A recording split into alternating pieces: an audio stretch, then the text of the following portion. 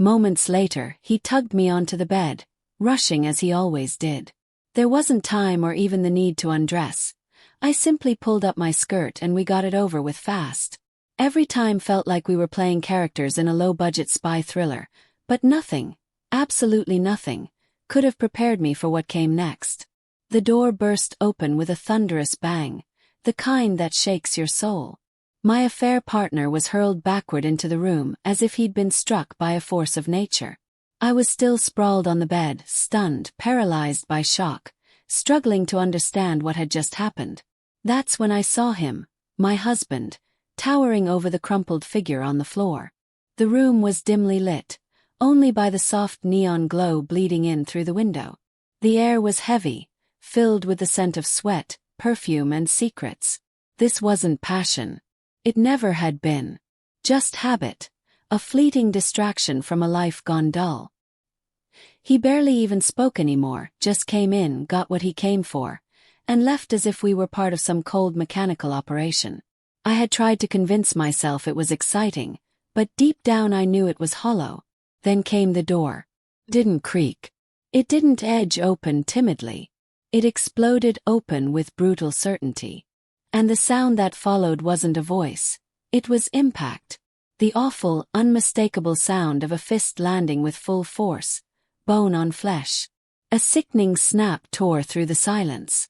Before I could comprehend what was unfolding, the weight that had been on top of me was violently ripped away. Gasp. His body flew across the room, hitting the floor with a terrible thud. A pained groan escaped him. My heart stalled. My head turned sharply, ears ringing. And there he was, my husband, standing in the doorway. A shadow stretched out from his frame across the room. His fists were still clenched, knuckles raw and trembling. But his face, it was calm. Calm. His gaze locked on mine, and for the first time since this tangled affair began, I felt true fear.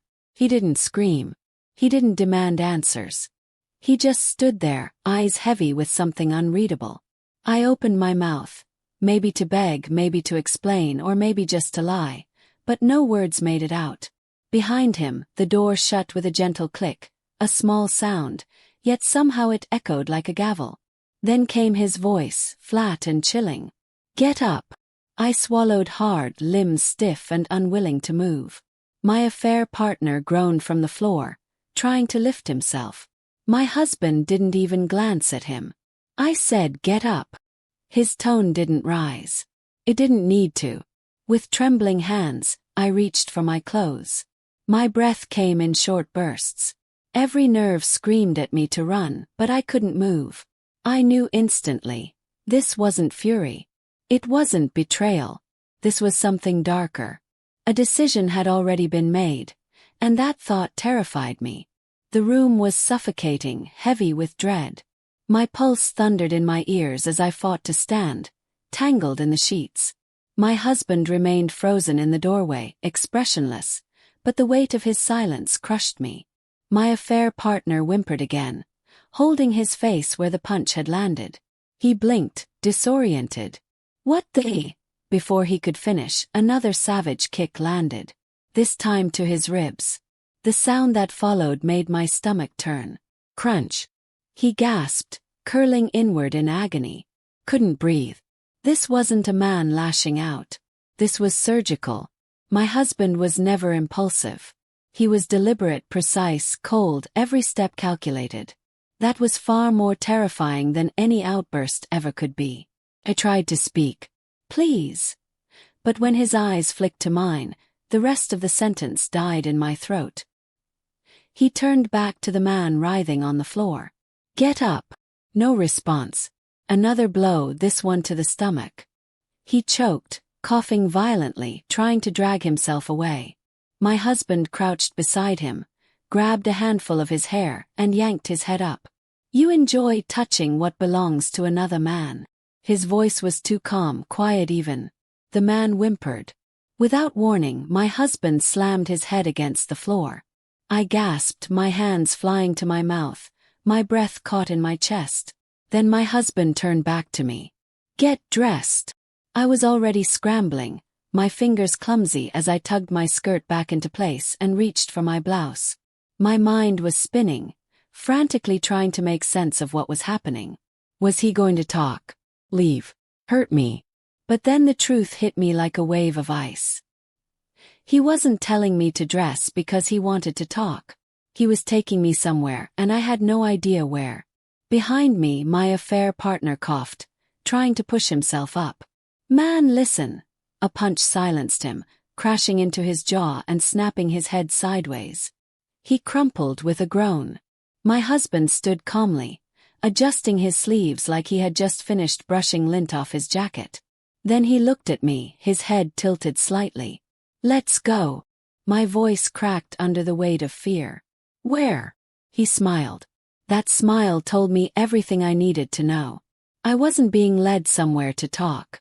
I was heading toward judgment. He reached for my wrist. His grip wasn't painful, but it was unshakably firm. Move! My heart was pounding like a war drum as he led me out of the room, past the broken man on the floor. The bastard didn't even try to get up. Maybe he knew better. As we entered the hallway, something even more chilling set in. My husband still wasn't yelling, still not lashing out. He wasn't out of control. He was in control. Completely. I tried again. Please. Just let me explain. He didn't answer. He didn't even look at me. Not here. Those two words froze my blood. Not here. That meant he had a place in mind, somewhere planned. We stepped outside. The night air slapped my skin like ice. He opened the passenger side of the car and gestured for me to get in. I hesitated. Could run. Could scream. But then I looked at him. This wasn't a man who would chase me down in a rage. He wouldn't make a scene. He'd wait. And when I least expected it. Whatever punishment he had planned would be worse. So I got in. The door shut behind me like a verdict. Moments later, he slid into the driver's seat and started the engine. The silence was unbearable. City lights flickered past the windows as we drove. I sat frozen, fists clenched tight in my lap, trying not to fall apart. Then I saw where we were going. No. He pulled into the lot of the restaurant where we'd celebrated our first anniversary. The place where once upon a time he held my hand across a camel-colored table and promised forever. He parked, turned off the car. Then at last he looked at me. Get out. I hesitated. Why? His voice hardened. I said get out. A place where people toasted anniversaries, celebrated engagements, and whispered sweet promises across camel tables. And yet this was where my husband had chosen to dismantle my life. A waiter approached, wearing the kind of practiced smile that came from years of service. Good evening, sir. Table for two. My husband responded, with a hand pressed firmly against the small of my back. We have a reservation. I booked it last week. Froze. A week ago that meant he knew. He had known before tonight. My stomach coiled as realization hit. The waiter led us through the crowd, past couples lost in affection and laughter, straight to a table positioned dead center in the room. Not secluded, not tucked discreetly near a wall. No, this was deliberately chosen. Spotlight. He pulled out a chair for me. Sit. I obeyed, feeling my heartbeat roar in my ears. He took the seat across from me, perfectly composed. Then, wordlessly, he placed his phone on the table, screen facing up. I barely had the courage to look, but when I did, I saw it, recordings. Streaming live. Shared to a group chat. A group number I didn't recognize. His voice was low, almost soft. Take a good look. I turned, and there they were, scattered among the crowd at separate tables. His friends, his colleagues, and worst of all mine. My family, my friends, all seated like spectators at a play. Some pretended to eat, but their expressions gave them away. They knew. They had seen.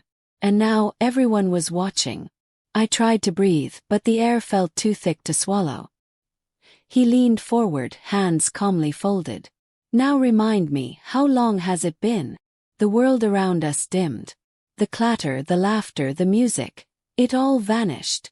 There was only the sound of my heartbeat and his voice, still screaming, still broadcasting this humiliation in real time. I opened my mouth.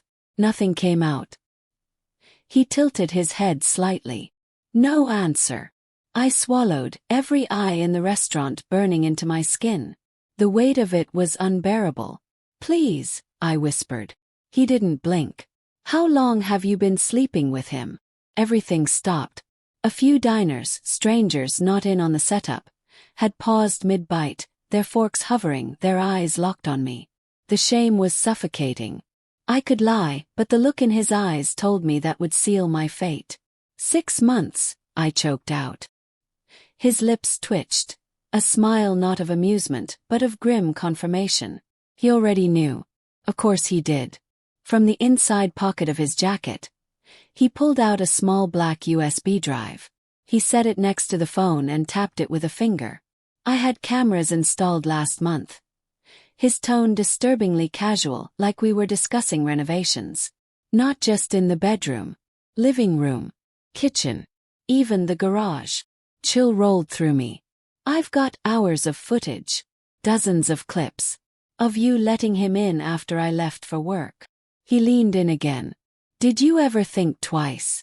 Even once? Or did you just assume I was too stupid to notice?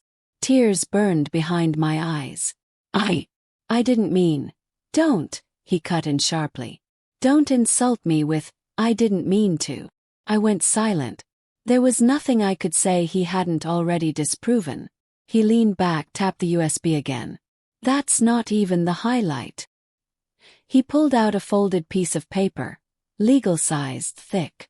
He slid it across the table. My lawyer prepared this weeks ago. Already signed on my end.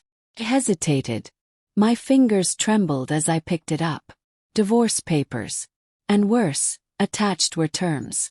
Ruthless ones. The house gone. Joint accounts, frozen. The car in his name.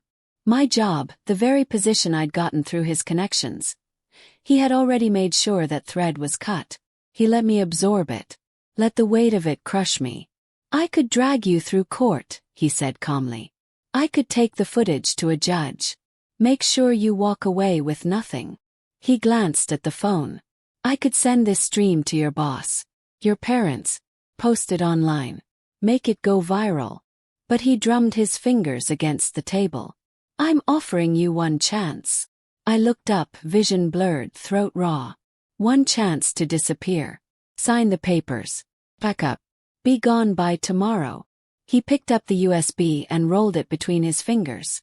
But if you fight me, his voice softened into a whisper that felt like a blade. If you even think about making this difficult, he smiled, I will ruin you completely. I sat frozen, humiliated, suppose. My entire world reduced to whispers, stares, and ink on paper. My hand reached for the pen he had placed beside the documents. And there, under the gaze of strangers and loved ones alike, my betrayal laid bare for all to see. I signed. The second the pen left the page, he stood, straightened his jacket, scooped up the USB and the phone. Without another word, he turned and walked away, leaving me sitting in the wreckage, alone, empty. And it wasn't over. She thought that moment was her bottom. But I knew better. That was just step one. Her shame was now public. Her support system gone. Friends distanced themselves. Her family, disgusted, cut ties. Her employer fired her without hesitation. A moral clause hidden in her contract sealed the deal. The videos had already started circulating. Behind the scenes, I'd done even more damage. I moved assets, closed accounts, and locked down every legal advantage. When she tried to contest it, she found out too late. She had already signed everything away in that restaurant, in front of the world. She called me once. Her voice cracked with desperation. Please, can we talk? Smiled. We already did. Then I hung up. That was the last time I heard her voice. As for me, I walked away with my future intact, and left her buried beneath the consequences of her own choices. Was it revenge? Maybe. Did it go too far? You tell me. Drop your thoughts below. And if you love stories that hit hard and leave an impact, make sure to like, subscribe, and stay tuned. We've got more tales of betrayal and justice coming your way. Your support means everything. Thanks for being part of the